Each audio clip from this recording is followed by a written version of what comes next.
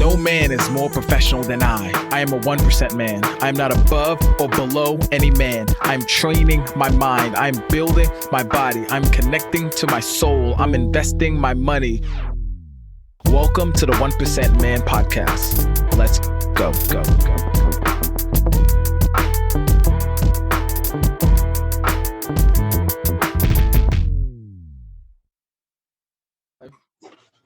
3, 2, 1. I want to welcome you back to the 1% Man Podcast. I have my good friend Matthew Hayes here with me. Matthew is a transformational results coach, a NASA technologist. So you know the man is super smart. All right.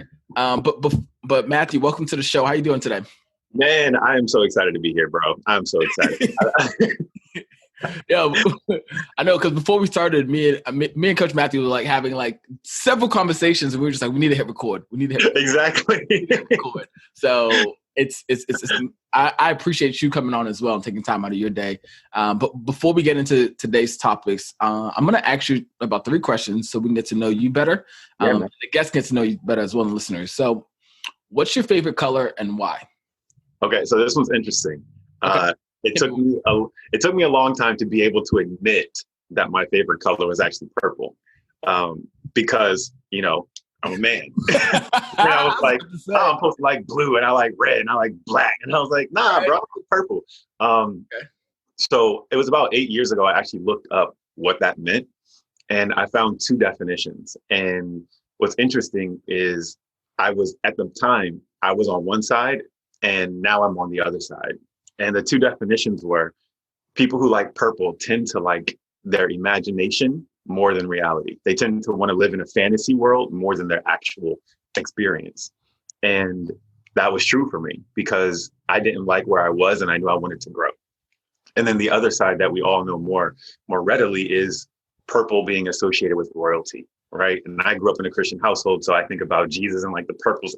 And so for me, it was really interesting that purple kind of represented my growth journey from really seeing what I wanted, like in being able to envision it and not being satisfied with my current circumstance, to being able to step into that truth of what I felt I really represented, that divine power. So yeah, interesting journey, but yeah, purple. I love it. So, second question is, if you had to choose another profession to be an expert in, what would it be and why? Oh, that's hard, man. Yes, it is, right? And I don't know if this is a profession, but I'll say this, like maybe it's a skill set. Like if I was able to be an expert in this skill set, and being able to ask good questions, like I would love that skill, because questions cut to the core of everything, right? Whether you're in arguments and relationships and business meetings, like if you can ask a good question that gets to the point, then bro, that changes the game. So if I could be an expert in that skill of asking good questions, that would be it. That'd be like David Letterman, like a great interviewer, Barbara Sawyer for like 60 Minutes, because they have a whole team, but the right question filters the right answer and cuts straight to the soul of somebody. So yeah, I agree with you 100%. I think I don't even want to say facilitator. I think just a great question axer. Yeah. Right. And really, what that comes back to is part of my training as a coach is one of the things that my teacher taught me was never think you know the answers, but always be ready with another question. Right? Just be insanely curious. If all you can do is just be so curious about the person you're working with or curious about life, that's going to get you the result. It's when we stop asking questions and start making judgments that we get stuck. Dang. I think as a whole, and this actually leads greatly to the next question is, what is one value you would teach all men in the world that you believe would make it a better place for everyone? Compassion, bro. Compassion. And I think that's especially, can you say the question again? Was it to men? What is one value you would teach all men in the world that would make it a better place for everyone? Yeah, and because I think that's the thing that we lack the most growing up. At least I can speak from my own experience. Like I'm taught be strong. I'm taught figure things out. I'm taught solve problems. I'm taught, protect, but I'm not taught feel. I'm not taught, put myself in someone else's shoes. And And for me, the difference between compassion and empathy is the action, because empathy is I understand what you're going through, but compassion is I understand what you're going through and I want to do something about it. Right. So to be able to put ourselves in other people's shoes and take action to support and help make a difference, that changes everything. And especially when we turn it inwards, right? Because especially as men, we tend to not have compassion for ourselves. Right. I hold myself to the same standard that society holds me to, which is I'm supposed to be perfect, all muscle, strong, get things done, never cry, never shed a tear. And I don't even have compassion for me. I don't even give myself the grace. I don't even give myself the break to be like, that was a hard day. Like, I need a second. Like, this was a hard moment. Like, I really had a lot of expectation in this. I thought it was going to go this way and it didn't. And it hurts a bit. Right. We don't give ourselves, even ourselves, the permission to feel. So if we could embrace compassion more fully in ourselves, in our own life, in our relationships, and in everything, it would change that ripple effect in the world. I love what you said about compassion being an action. There's a next step to that, right? And empathy is just understanding. It's just that it's like it's a period, as compassion is almost like a comma, where it's like, all right, what's the next thing? And I get to do. And I'm a big believer on always taking action. You know what I mean? I know in our conversations we've talked, and I can already see, and even before we started, how we were talking, like, you know what? You almost texted me. I almost messaged you like, hey, can we push this back an hour? Exactly. Just because we knew that, hey, physically we probably just needed a second to kind of collect ourselves and to get ourselves together. So, man, I love that. And as we get into your expertise and the topic of the day, which definitely is giving yourself compassion, but more importantly, the topic of the day is as being a driven man, being highly motivated for the future, but also connecting that together too as well, and building those right connections for yourself with the right people. How does compassion help us to do that? That's in terms of building the right connections. Yes, with the right connection. So for me, that's stage 3 of, growth, right? There's, self-awareness, self-regulation, then social awareness and relationship building, right? So it all starts with me, right? So if we're starting with the basis of compassion, I need to start learning how to apply it to me first, right? And the same thing at the airport, right? Like, put your mask on you, then help someone else, right? I need to be able to apply that to me to know what it feels like, to know I can do the best trial runs on myself, right? If I had a hard day and I give myself a little compassion, was that enough? Did it feel like enough? Should I do a little more?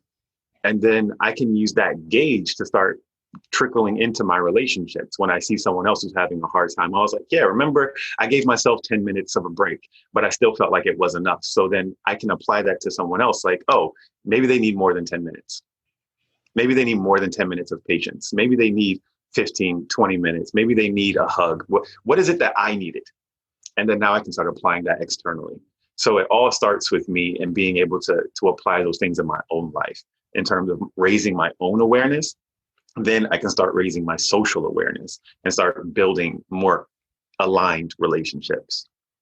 So one thing that I love that you said, and this is a little further back, and I want to tie it into right now, is that you said as men, we're not taught to feel and have compassion, right? So if we're not taught this, we don't know how to do this. What's our first step so that way we can start to have that self-awareness? How can we boost our self-awareness, or now start to say, okay, hey, I need to become more conscious and more self-aware of this? What's our first step for that? Opening our eyes, right? And I wrote a post about this yesterday about growth, and I compared it to hide and seek. And I told the story of, I used to go play hide and seek at my friend Cameron's house when we were growing up. And Cameron would be the only person I knew, but he had tons of cousins. So it would be me, my one friend, and then his 15 cousins. And we would all be playing hide and seek at his mom's house. And I told the story that whenever we played, what was interesting looking back is that I only went and tried to find Cameron. Now there were 16 targets, right? There's tons of people I can go tag it, but I only went towards the person I knew. And we tend to do that same thing, right? So I tend to only apply the things that I'm comfortable with. Does that make sense? Yes. That's so I need to start open my eyes and look for new examples of people who are demonstrating this, because there are examples, right? Like I look at men like you, people who are out here showing the holistic view of what manhood can be. And if I'm so in the zone of this is all I am, this is all I can be, this is all I give myself permission for, I'm not allowed to feel, I'm not allowed to cry, I'm not allowed to have these emotional sides of me. But there are those examples, but I'm just turning my eyes away from them. The first step is let me at least see that they're there, right? Let me see what it looks like, because especially as men, we're so intellectual. We tend to be so data driven. We need facts. I need proof. I need certainty. I need to know that it's not going to fail. I need to know that this is going to be okay. Cool. Let's get the data. Let me see someone who's living like that, and let me see if they're okay. Let me see how their life looks, right? So if I open my eyes to new examples that can start giving me new data, then what that starts doing is building up my ability to give myself permission to start adding those things into my own life. So the first step is I got to open my eyes. I need to collect new data and then give myself the permission to start trying stuff and taking baby steps to start growing my own journey of how I show up in the world. Okay. So first, my eyes are open. Now I'm aware. Now, what's my next step? I'm aware. I'm fully conscious of this. I can start to see that, hey, I need to start giving more compassion out, or better yet, I'm just more aware of my emotions now. And what's my next step as my man? What's the next thing I should do now? Exactly what you just did. Ask questions.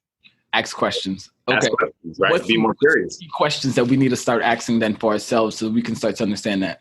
Right. So one of the things that I did in the beginning of my journey was when I was going through my depression and wanting to kill myself was, what's on the other side? Like, what if?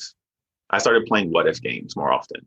And what I was so used to when I was depressed was, what if everything fails?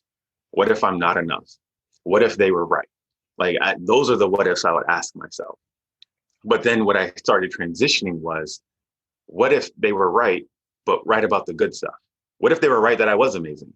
What if they were right that I was able to do this? What if they were right that it was okay to express my emotion? What if things do work out?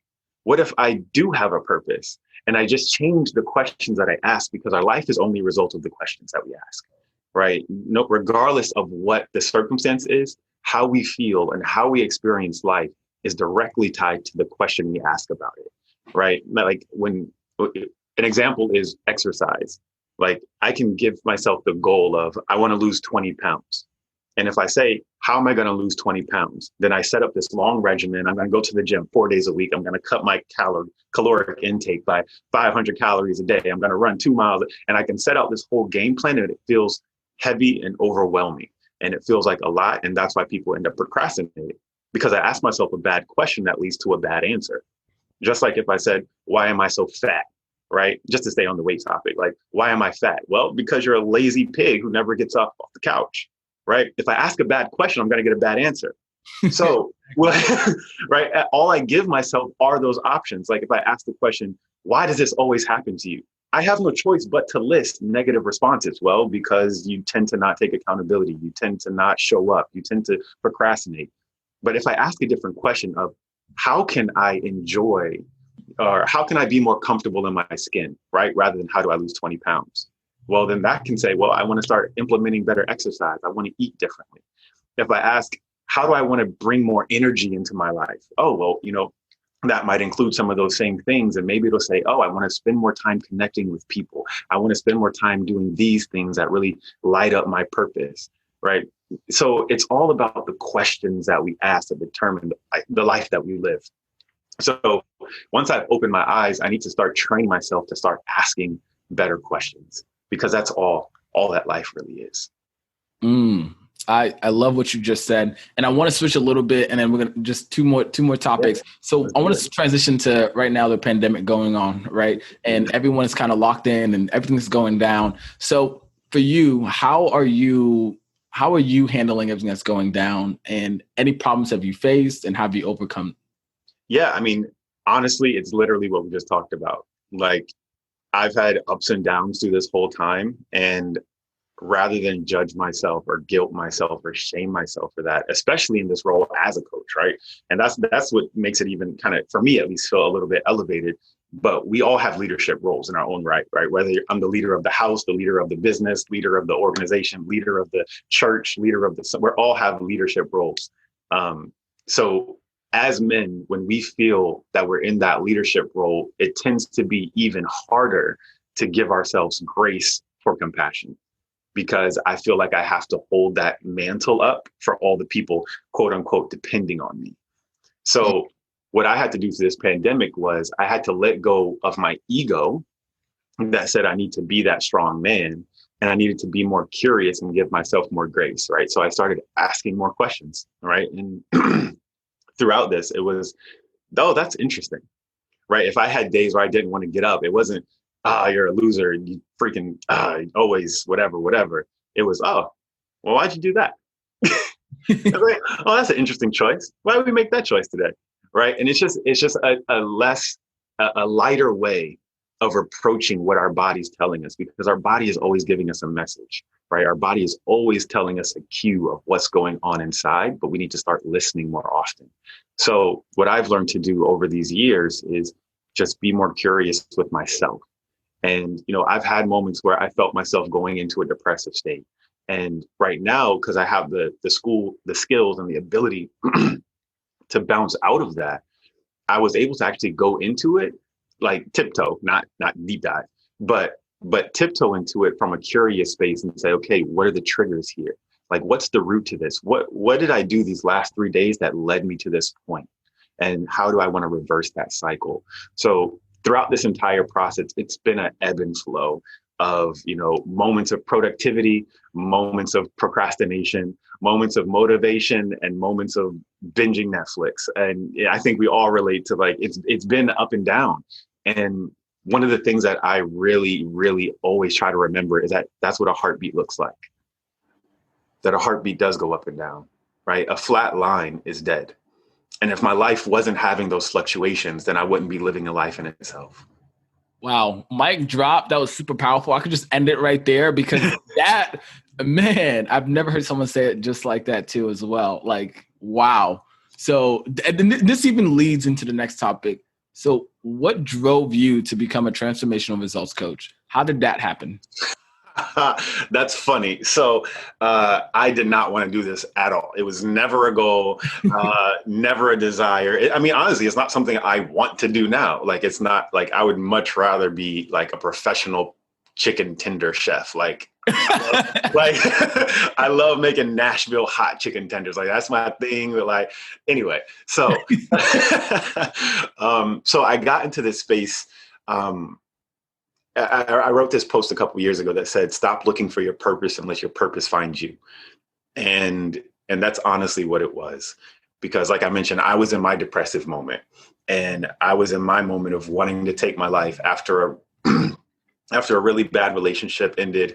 And, just a year prior to that, I had lost someone who was like my spiritual father. And, I felt completely disconnected from not only myself, from the world and from God. Like, I felt literally alone, like, in all aspects. And I started this journey to stay alive. That was it. Like, I didn't start it to be a coach. I started it because I realized that I was on the verge of not breathing anymore. And I went down that route. And at the end of it, this guy handed me a paper and was like, oh, you're a certified transformational coach. And I was like, oh, that's great too. And, this is where it all comes full circle. Is I remember coming home at the end of that long, however many hour training, and looking around at my peer group and looking at my family and looking at, just the people that I worked with, and like the kids in the community that I would know. And I started seeing so much pain, and I started seeing them from a different perspective. And I started seeing what was real. Right. And I realized that I had finally taken the mask off. Right. In the process of me learning all this, what it did was allow me to be myself. Or like when we talked about with Purple, it allowed me to transition from dreaming about it to stepping into it. And when I stepped into it, I saw things differently. And it was as if like the Queen of England had put the sword on my shoulders and I was knighted. And it was like, this now is your purpose to carry. This now is your responsibility to execute and fulfill. And it was in that moment that I was like, okay, this is where my life is going. Right. It wasn't a personal desire. It wasn't a want. Like, I never thought of this when I was in middle school. Like, I want to be a coach. Like, no, it, it was, God spoke to me and was like, this is where you're going. And I had to be willing to submit to that. I had to be willing to, I talked to some kids about this last night. Actually, we had like a little mastermind call, and we are talking about purpose, and we're talking about like getting to whatever that outcome in the future you want is. And I said, how many people have heard the term follow your dream? And everyone was like, yeah, of course. Like, I've heard that, follow my dream. And I was like, what does that mean though? It means that there's already a dream in existence. You need to follow it. It's not for you to create. It's not for you to find. It's there calling you. Go follow it. That's what follow means. That means let go of your own plan, let go of your own agenda, and follow the dream that was laid out in front of you. And that's what that moment was for me. It was a moment of, the smoke clearing and my eyes opening, right? And seeing that very clear channel of, this is where the route you should go, and saying, okay. Man, that's super powerful. Super powerful. I wish we had more time to dive into that as well. But I just want to know, who do you help? Why do you help them? And why is that been like almost your life purpose now?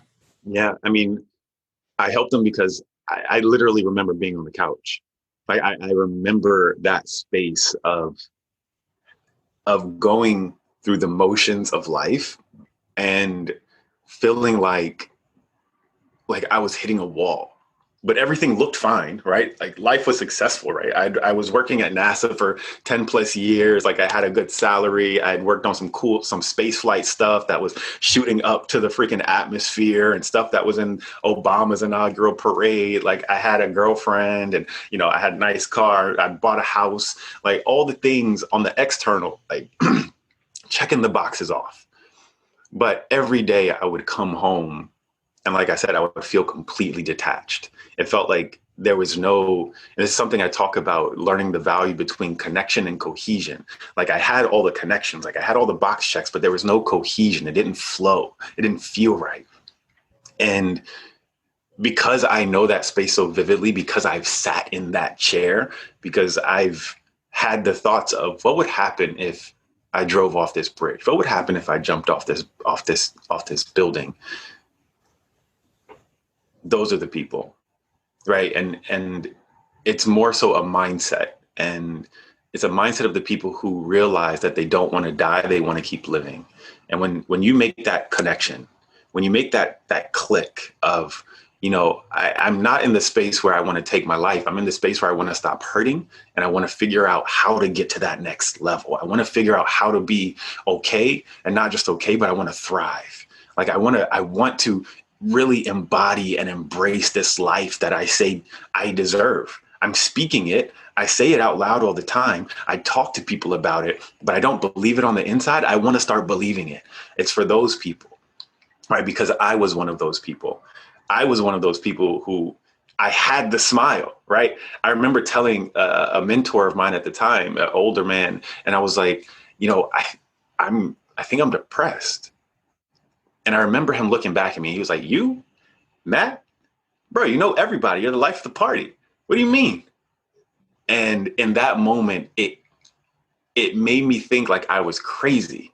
And it made me think like, am I tripping? Like, are these real feelings? Or, because clearly on the outside, everything looks fine. And then I started going into this cycle of self-doubt and self-questioning, and not being able to trust my own gut. And it just went through that spiral. And because I've been there and I know where that spiral goes, I know where it can go, and I'm so thankful that I was able to stop it, I want to help other people stop it too. Right. So so for me, it's less of a ideal person, but it's more so an ideal mindset. It's who's the person that knows that they're capable of more? Who's the person that knows that they're ready to really stand up? Right. Because it feels like a life of laying down at that point. At least it did for me. I felt like my life, no matter what I was doing, I felt like I was laying in bed. Like it just felt lazy. It felt slow. It felt heavy. And I wanted to stand up. So it's the person I work with is the person who's ready to stand up. And they know it takes work. They know it might be uncomfortable. They know, all the stuff that goes with that, and they're ready for it. And whoever that person is, man, the door is open. I applaud the work that you're doing. I think it's much needed in this world for men, for women, for children. We all need a coach like you on our side, someone that knows where we've been, someone that's been through what we've been through as well, and that can help us and at least pull us in those dark times. So I do share your sentiments, but I want to say, before we go, I want to give you the last words. What is something that you want to tell everybody? So before we go, so they hear what you have to say. Wow. That's I'm looking up because, we talked about this the other day, that we both have our sticky notes on our walls, like full of ideas and full of things. There's a good one right there, actually. That feels like the thing I want to share. I have this note on the wall that said, a smartphone is only a paperweight if you don't turn it on. And especially for men, I think that's real because, I think we're only males until we activate our manhood. Right. I can think of a story of Inky Johnson told of his friend in college. And he was like, when we first went to college, we got financial aid and we would get like $2,000, $3,000. Then Inky was like, I'm going to put my money in the bank. I want to save it. I want to be, responsible. And his friend was like, bro, I'm about to get these new J's. I'm about to get these new Reeboks. I'm about to hit the mall. I'm about to load up. And Inky was like, he eventually convinced him, like, do what you want, but at least put it in the bank. At least just put it in the bank. Use the card. Like, do what you want, but at least put it in the bank. And he got his friend to do that. And he tells the story of them going, as soon as his friend got the card in the mail, they went straight to the mall, straight to the Foot Locker. And his friend picked out all the stuff and they went up to the cash register and the person rang him up and he gave them the card and it got declined. And the person handed the card back and was like, your card got declined. And he looked at Inky and Inky was like, don't look at me, look at her. And so he was like, try it again. And she was like, got declined. And she handed it back the second time and said, sir, on the back, like you have to pull the strip off and activate it. And Inky was like, so many of us have the value. We have the money in the bank. We have the ability. We have the capability. We have everything we need inside of us to become that version. But so many people have not pulled the strip off to activate. So many of us are smartphones that haven't been turned on and we're just paperweights. Like there's so much in all of us that we shrink ourselves to meet the expectations of the world, meet the expectations of our parents, meet the expectations of our partners, of our peers, of our business. We shrink ourselves from how big and expansive and divine that we fully can be as men and as leaders. And we try to put ourselves in the societal box. So what I would say is pull the strip off and activate. If you're a smartphone out there, turn the button on, right? Because a smartphone is only a paperweight till you turn it on, right? It's just a piece of metal. But when you flip it on, it has the ability to change the world. It has the ability for us to talk right here across, thousands of miles. It has the ability for whoever's listening right now to hear us wherever they are through that phone, right? It changes everything, but you got to turn it on. Wow. Matt, Coach Matthew Hayes, thank you so much for coming on the show. And my brothers and my sisters, to all you listening, until next time, your legacy starts today. Wow.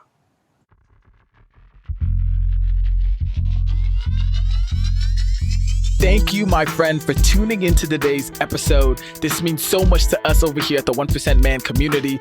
Now, we want to extend a hand of gratitude to you. So I have a free gift for you. All you have to do is go to www.the1percentman.com /podcast gift. This is an exclusive gift for listeners that tune into our podcast. So go over there, get that free gift as well. And now I have 2 simple acts of you. 1, hit that subscribe button and leave us a comment and a 5-star review, because that helps us to see what you love about the podcast, and that helps us to bolster up in the rankings so more people can find us and listen to this pertinent information that we have for men of today's age. Last but not least, I want you to go back and listen to this podcast. Find just one thing that you can implement in your life today so you can move forward. Remember, progress over perfection. And till next time, my friend, your legacy starts today.